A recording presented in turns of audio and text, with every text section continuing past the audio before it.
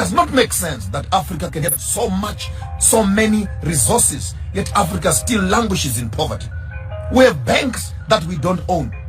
We have education systems that we don't own. We have curriculums that we never wrote. We have political parties that don't service our own interest as people. We have passports. They don't give us access to other countries. They have access to our countries. We don't have access into their own countries. And that's supposed to be democracy. They have embassies in our own countries, and yet they put the same countries in sanctions. What sort of a system are we talking about if we are to be addressing the issues of African democracy? African democracy is a crippled child who is sitting on a wheelchair, a paraplegic wheelchair. In as much as our countries are claimed to be democratic, they are not free at all. Our economies are ruled by the West. Our education is ruled by the West. Our medicine is given by the West. Our diseases are managed by the West. Our populations are managed by the West. Our technologies are imposed on us by the West. So which part of us can you say is democracy? The same countries, they sponsor a government, they sponsor a surrogate government, the government gets into power. After they're in power, then you put the same government in sanctions again. What do they want from us? These colonizers, what do they want from us? You wanted our gold, we took it. You wanted diamonds, you took it. You want our children and our body parts? You're harvesting. Africa is a harvesting ground of livers and kidneys and hearts. What do you want from us as a people? You took our art. You took our kings. Destroyed our civilization.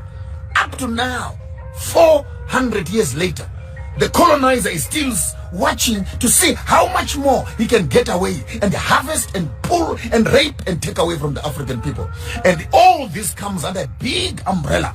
Africa is going to become a democratic state. But in the midst of democracy, what democracy has been able to do more than anything else, it is to solidify the borders of segregation between nations. The border between Zimbabwe and South Africa, put more fences, put more dogs. The border between Zimbabwe and Mozambique, put more fences, put more dogs. The border between Zimbabwe and Zambia, put more fences, put more dogs. Botswana and Zambia, put more fence, put more dogs. And all these African countries walk around each other in funny little ties, flying around the countries, sitting around United Nations, Africa Union, and we are discussing issues of democracy. The first idea when Africa wants to discuss democracy is how do we restore the African dignity by destroying the borders that separate the African children.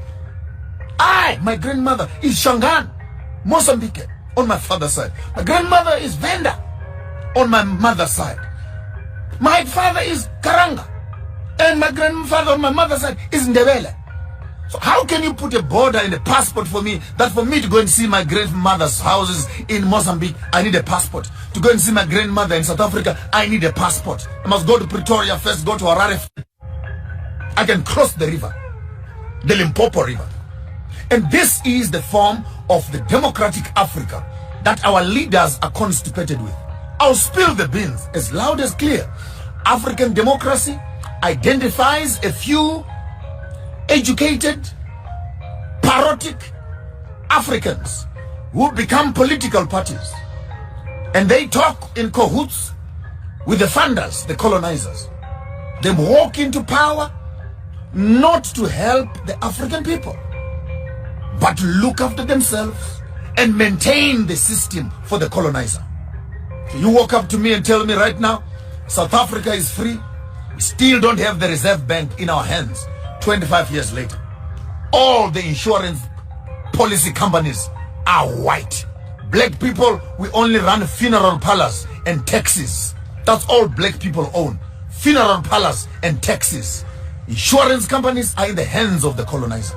The banks are in the hands of the colonizer. Manufacturing industries are in the hands of the colonizers. The pharmaceuticals are in the hands of the colonizers. Medicine, clothing in the hands of the colonizers. Technology in the hands of the colonizers. Small little black boys who graduate from universities and black girls, all they do is to work for people who are putting on shorts. Uneducated, some of them, by the way. They have inherited wealth from their own fathers and they run these countries. And that is supposed to be democracy. In fact, democracy says don't disturb the status quo. Don't tamper with the financial market of the country. Because if you tamper with the finances of the country, your country is going to become unbankable. Your country is going to go down. The economy is going to go down. Hell no. Whose economy? Show me one black person who has money. Show me one black person who owns an industry. Show me one black person who owns a pharmaceutical company, who owns a manufacturing industry. You'll be shocked to discover we are still slaves and servants working for the colonial system. Take note, I'm not insulting any political party, but I want to insult their insensitivity that they walk around and campaign. I'm saying this from Nigeria to Uganda to Kenya to Ghana to Zimbabwe to South Africa to Botswana, anywhere in Africa. Tell me one political leader who has made an intentional business of improving and establishing factories for his own people. Sit around approving business budgets for what? Just take that money, open industries. Take that money, open up mines. Take that money, open up agricultural farms. Have food for your people, employment for your people. How complicated can that be? The model to follow is Dubai.